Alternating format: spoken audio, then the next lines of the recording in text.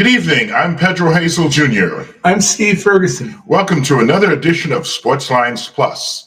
Tonight, we'll be discussing the Super Bowl, Super Bowl 59, the College Football Playoff Championships, and Pete Alonso. If you like what you see, hit the subscribe button. The internet address is youtube.com/@Sportslines Plus. youtube.com/@Sportslines Plus. The matchup is set. The Kansas City Chiefs and the Philadelphia Eagles square off in Super Bowl 59 in New Orleans on February 9th. A week from tomorrow, Patrick Mahomes and Travis Kelce versus Jalen Hurts and Saquon Barkley. Last Sunday, the Chiefs edged the Buffalo Bills 32-29, while the Eagles blew out the Washington Commanders 55-23. Now, Steve, what do you think the Chiefs have going for them besides Patrick Mahomes? And what do you think they need to three-peat? Despite, you probably mentioned, but despite that. I mean, first of all, they have arguably the best tight end in the game. That's Travis Kelce. And because he has such a close relationship with Patrick Mahomes, they almost think in sync. Yeah. So that is always going to be an advantage for Kansas City. I think Kansas City, interestingly, has become a better team than they have the previous 3 years because of, surprisingly, their defense. That has gotten better over the last 3 years. They used to be primarily an offensive machine with Kelce, and then prior to that, they had the star player on the Miami Dolphins, Mr. Hill, who was the other wide receiver. Tyreek Hill, only the fastest human being in the NFL in my book. Yeah. So they have improved their defense to the point now where they're not going to be pushed around by anybody. I think Chris Jones, their linebacker, is a superb linebacker, but I think a lot of the credit goes to Steve Spagnuolo, who surprisingly has been around for a long time as a defensive coordinator. Giant fans remember him. Oh, yeah. But it seems like whenever the playoffs come around, Mr. Spagnuolo steps up his game to the challenge of whoever they're playing. And I would expect that he will do it again this time around. Yeah. So I do think the Chiefs will probably win this game, but it won't be a high-scoring game. I'm thinking we're looking at maybe 20-17, and I'm not so sure Kansas City is going to win. But if they do win, it will probably be a close game because they specialize in a lot of those games. I think the offense is going to struggle somewhat because Philadelphia defense as a team. I think Jalen Hurts has to step up his game to match Patrick Mahomes. Which leads to my next question. What do you think the Eagles have going for them other than Saquon, and how can they knock off the Chiefs? Well, they have two exceptional wide receivers, A.J. Brown and the guy from Alabama, the smallish guy, and his name is escaping me at the moment, Smith. But these guys are extremely fast. They run their routes very precisely. They will give Kansas City's secondary a hard time. But I think there's another guy to look at, and he's not spoken about as much. That's their tight end, Goddard, who is now becoming a star tight end. Yeah, he's not Travis Kelce. We know that. But he's caught a lot of the big, important passes in some of the games they've won. I think he'll be a secret weapon for them because everybody will be looking for Saquon or looking for the receivers. But that tight end could be the difference in the game. Interesting. Personally, I think that it's going to be a close game. I think no matter who wins, I think it's going to be within 5 points. I'm thinking maybe 23-21. Yeah, I mean, Kansas City wins a lot. If either team wins, I think it's going to be – I think if Philly wins, it's 23-21. If it's KC, I think it's going to be like 27-24. I mean, there's a part of me that would love to tell you it's going to be Philadelphia winning this game, but there seems to be some sort of synergy that works for Kansas City. Oh, yeah. And they always come out of these close games with the win. But there is a chance they could lose this game. Two things can happen. If you get a great game out of Jalen Hurts, and you may remember the last time they played each other in the Super Bowl, Jalen Hurts made one mistake the whole game. Yeah. It cost him the game. It was a fumble. Yeah. And he could have been the MVP of that game, even with that one mistake. Yeah. But you can't make those against Kansas City. No way. You have to be very close to, I'd say, perfect to get the job done. Oh, yeah. But I've not seen a team do this, but maybe this team, Philadelphia, can be the one. Interesting. Maybe they can finally knock off KC. It is very difficult to three-peat. It really is. I don't think has there been any club that's three-peated? I don't believe so. No. I don't think so. I mean, what Kansas City is trying to do would be historic. Yeah. They're really trying to set the bar exceptionally high by getting this championship. I think Philadelphia, with their defense and with their running game, that's what they didn't have the last time. Yeah. They did not have Saquon Barkley when they played them a couple years ago. That's right. Saquon can make the difference because even if they neutralize him, I don't think they'll be able to stop him. No. That's the difference. I think he may be able to break through the seal that none of these other teams was able to do. But I think he will be challenged. He may get, I'm not going to say he's going to get 100 yards. I think he may get about 50 to 70 yards, but they'll be hard-earned. They will be looking for him on every down. Of course. But I do think he has enough talent to get through them. So basically mix and match. Yeah, you're going to have to throw the ball, and you're going to have to give Saquon the ball. And they need a couple of trick plays. Yeah. Kansas City is very good at figuring out your team if you run the same plays. They need to run some plays that are different. They need to run a reverse. They need to run play action more often. They need to send Jalen Hurts into the fray and let him run if he can do that. His knee has been a big factor lately in him not being as mobile. But if he can run, that will help also. Yeah. You have to confuse their defense a lot to get to them. But they are a very tough defense, and they're very underrated, Kansas City. Oh, yes. That's what you have to watch for. And you cannot turn the ball over if you want to beat them. No way.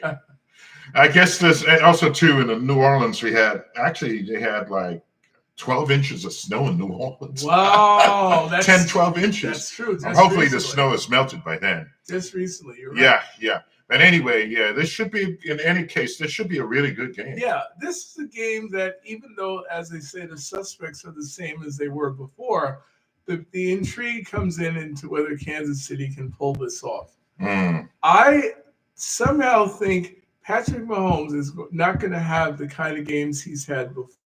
Yeah. He's not had a particularly good season for his standards. I have a feeling they're going to be blitzing him. They're going to get after him more, and he might make the key mistake in the game. Interesting. Interesting, as they say in Laughing. Very interesting. Yes, and for those of you who don't know, that was a guy named Artie Johnson. Yes. He was a very good comedian in the 70s. Way back in the day. Yes, a long time ago. Yeah, speaking of a long time ago, it seems like it.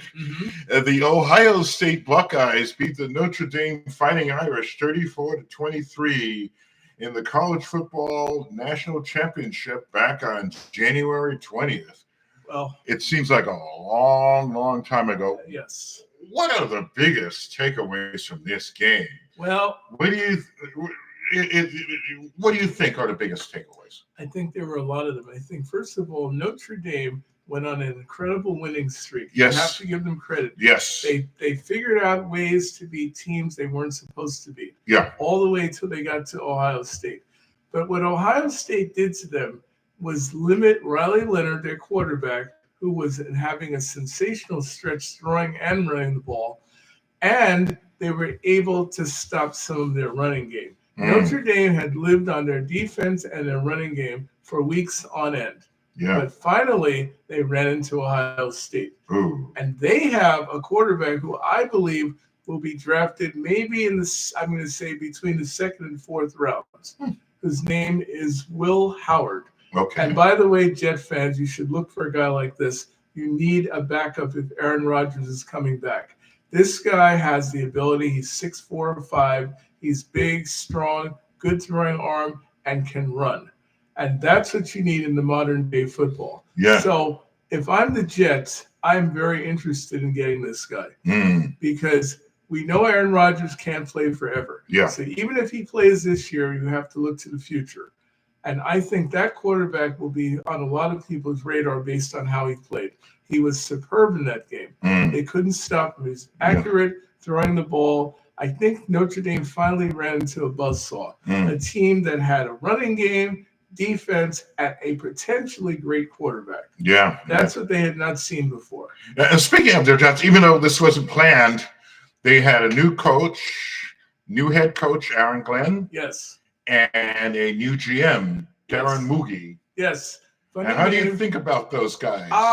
Aaron Glenn is an interesting choice. He used to play for them. He was a very popular player for them, fan favorite. He was a star player for the Jets. He made it to the Pro Bowl 3 times in his era when he played for the Jets. He's been a very respected coach everywhere he's been. He's been with New Orleans and Detroit and a few other places. Yeah. And he was not my first choice. I was hoping for Rex Ryan, Brian Flores. I thought a little tougher personality. Yeah. But he has experience, and it's recent. And he was with Detroit, who a lot of people thought was going to win the Super Bowl this year. I think Aaron Glenn could be a very good choice for the Jets because I heard one thing about him that people like. He's a very good communicator. Oh, yes. And that's what the Jets need. Somebody to drum it into them and tell them they're good and get on their case when they play like garbage. So if he's a good communicator, as we think, that message will be coming through. As for the other guy who is now the GM, I really don't know much about him. And he's got a very funny last name, Darren Mougey, but found out the other night, looked him up, 39 years old, played in the NFL for a little while, has some experience, worked with Denver, and remember how bad Denver was a couple of years ago. Yeah. And he was with the team that drafted Bo Nix, by the way. How about that? Yeah. So he knows talent. What am I going to tell you? When we mentioned Will Howard to you, he's the kind of guy who would draft a guy like that.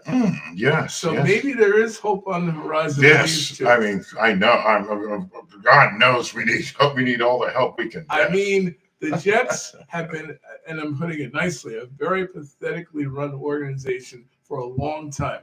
I'm hoping that we get, I'm going to say it's a stretch, but maybe we can get 7 wins out of this team. We had 5 last year. We're not going to be in the postseason again. But at least there's some hope. We'll be inching our way closer to getting there this year. Yeah. My hope is in the next 2-3 years we get there. Yeah. That's the kind of move that the Giants need to make. Oh, but the Jets are ahead of them right now. Tell me about it. Oh. Yeah, tell me about it. The Pete Alonso saga drags on and drags on and drags on as Mets owner Steve Cohen has decided to join in the contract negotiations as Pete has not signed on with the Mets or any other team. No. Last time we were on, we remembered that we figured he may not be on the Mets. Now that Cohen is handling the negotiations, there might be a chance. There, hopefully. And we've been hearing different reports almost every day about this. Yeah. This saga has gone on for months. Most Met fans, including myself and my partner here, are fed up with all the garbage. Yeah. We want this guy to get signed. I'm glad that Steve Cohen stepped into the fray and has now decided that he will be involved in the negotiations. Yeah. I understand, and I'll say this for Pete Alonso, I understand you believe you're worth what Prince Fielder had gotten years ago, 9 years, $214 million. Those days are over. Yeah. And they're over not because of you, but because we have to look at the market.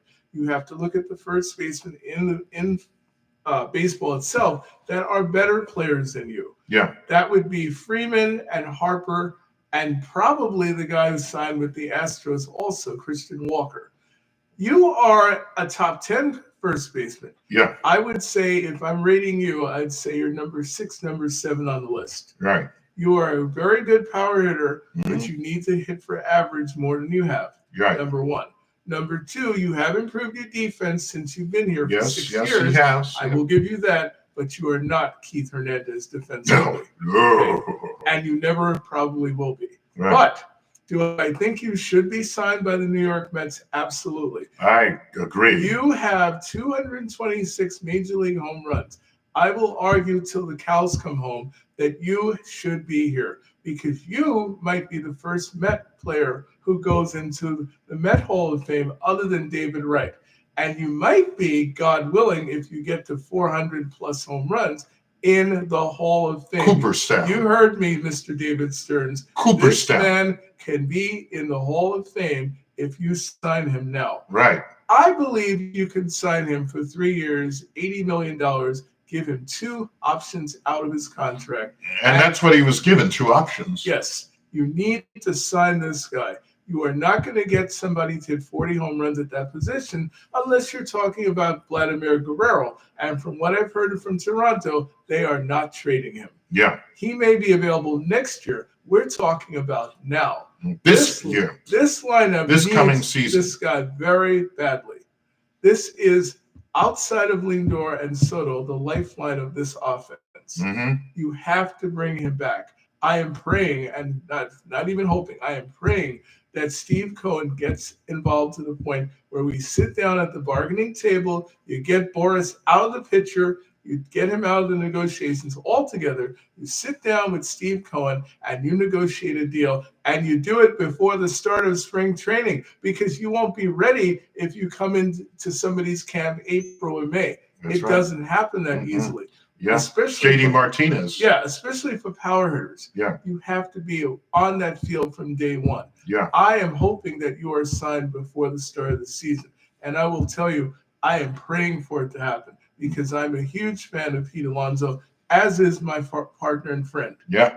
So let's get the job done, Pete. We want you back. Okay. Come back, Pete. By the way, 13 days, pitchers and catchers. That's right. The Mets. Do you think the Mets need anything else besides Pete Alonso? I want to ask you that. I think they've got some offense, but not maybe enough to cover Pete Alonso. Right. They probably need another starter. They really need another I would have said the same starter. thing. They need another starter. There are still some good starters out here, by the way. Jack Flaherty is one of them, the former Dodger. I think he'd be worth signing up. I thought he was going to get maybe a 3-4 year contract. Right now, it looks like he may get a 1-year deal from somebody, maybe Detroit. The Dodgers certainly don't need him now. They've got every pitcher in the planet. So now, if you're Jack Flaherty, you got to sit down with somebody and get a 1 or 2 year deal done. There are pitchers they can get. I don't know if they want anybody else. They're hoping Kodai Senga's healthy, and from what I heard, he's supposed to be. Okay. Minaya is definitely worth the money they paid. Right. They need to sign Jose Quintana back. Oh, yeah. Because while he may not be an ace any longer, he is still a valuable member of your staff as a number 5 starter. Yeah. And he was terrific in the postseason. Oh, yeah. You need him back. Mm-hmm. I hope they're seriously re-signing him. And please, one other guy you need to sign, and I hope we hear the music in the off season. We need Jose Iglesias for life and energy. Come on, let's go. Yeah, OMG. OMG. Remember all that? The clapping and the music and the hit song? Get him back. He's still a great defensive player, and he hit .330 for you last year. Come on. Get him back. Get him back. I agree. I'm surprised somebody didn't sign him already. Yeah, right. Yeah, I'm surprised too. Now, I know he's 36 years old. That's probably why nobody has. But he was a jewel for the Mets. Oh, yeah. He's an outstanding defender.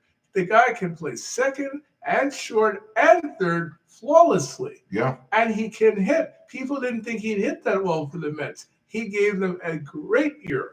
Not a good year, a superb year. You have to sign him back. Let's go, David Stearns. Get serious. Okay, for Steve Ferguson, I'm Pedro Hazel Jr. saying thanks for watching. If you like what you see, hit the subscribe button. The internet address is youtube.com/@Sportslines Plus.